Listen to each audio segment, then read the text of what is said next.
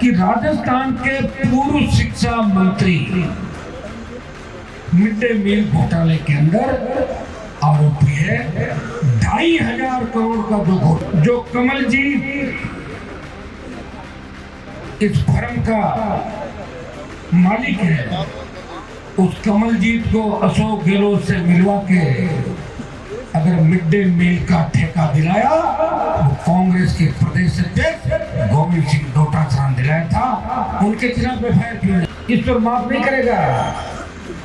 आखिर फंस गए ना, बहुत अच्छे थे, की पत्नी में वो पैसा आपको देना पड़ेगा।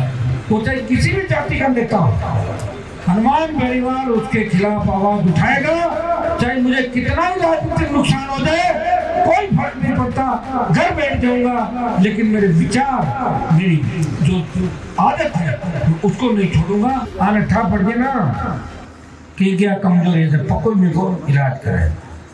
अभी मिड डे मील घोटाला 2,500 करोड़ का, अगर आप लोकसभा की कार्रवाई देखते हो तो 1 साल पहले मिड डे मील घोटाले को मैंने उठाया था, देखा था किसी आपने?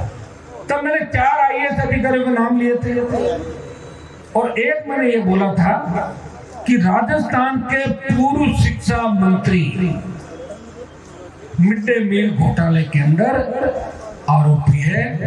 2,500 करोड़ का जो घोटाला हुआ उसमें राजेंद्र यादव, उनके बेटे इतने ही आरोपी नहीं है। जो कमलजीत इस फर्म का मालिक है, उस कमलजीत को अशोक गहलोत से मिलवा के अगर मिड डे मील का ठेका दिलाया वो कांग्रेस के प्रदेश अध्यक्ष गोविंद सिंह डोटासरा ने दिलाया था। उनके खिलाफ एफआईआर क्यों नहीं? क्योंकि भजनलाल दोनों मिले में क्यों समय डोटासरा जी ने भजनलाल को अवलाइज किया।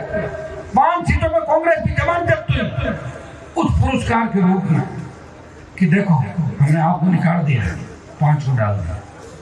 भाई मैं ये नहीं कह रहा हूँ, ये वो लाल डायरी कह रही है जिसके पहले पन्ने पर लिखा हुआ है लाल डायरी के कि डोटासरा जी कमलजीत को लिख के अशोक जी के पास पहुंचे और अशोक जी ने आंख बंद करके ठेका दे दिया। ये 2,500 करोड़, क्या आपको पता 2,500 करोड़ कितना होता? तो कमलजीत तो साइकिल को गिनता था पहले, 200-500 करोड़ का आदमी कितना, और ये पैसा गिनता था।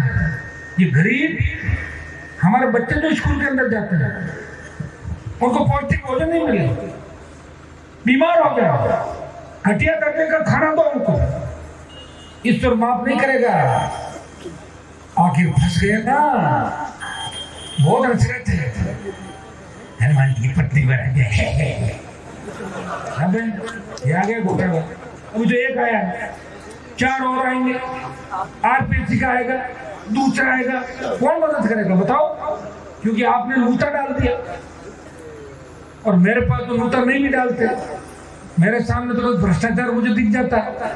तो निश्चित रूप से भ्रष्टाचार के खिलाफ मैं बोलता हूँ, क्योंकि मेरी पार्टी का गठन इस भ्रष्टाचार के खिलाफ किसान जवान की ताकत बढ़ के जवान किसान की सत्ता में भागीदारी, पार्टी गठन के समय मैंने कहा था कि जिस दिन जवान किसान को आवश्यकता होगी हनुमान बेनीवाल सत्ता का सुख छोड़ के अपने भाइयों के बीच आधी रात को आ जाएगा।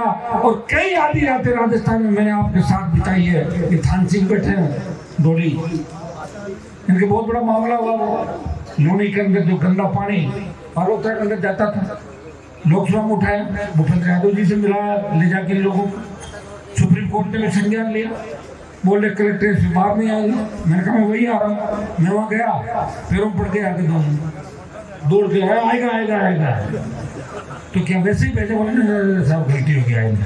मैंने कहा तुम आ जाओ ना, मुझे क्यों बुला रहे हो? आए थे, वो मुद्दा इतना ही था उस समय, और निश्चित रूप से उस मुद्दे को भी हम इस बार पुनः जो ये मामले हैं लोकसभा के अंदर रखेंगे।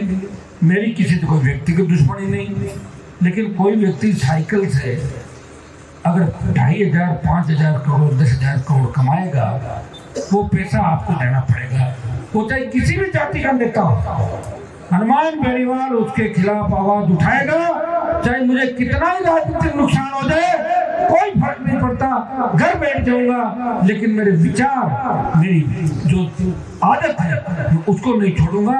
और यही जाट के अंदर एक आदत होती है, जाट सरकार बनाता है और सरकार के खिलाफ हो जाता है। राज बना हुआ और दूसरे दिन गुआड़ में बैठ गए, राज हाथ में भाई, तो मैं भी तो आपका भाई हूँ, राज के साथ कैसे कर सकता हूँ? इसलिए मैं कह रहा हूँ पूरा ही राज बनाएंगे। जयमें बना दिया, गिरधरराज राज्य है, जाट मुस्लिम माड़ी लेगवाड़ मैना गुजर राज्य होगा नहीं होगा। अच्छा इतना सुस्त क्यों फिर या तो वही होगा। अब एक बेटे पे फोन आएगा जो गिरधरराज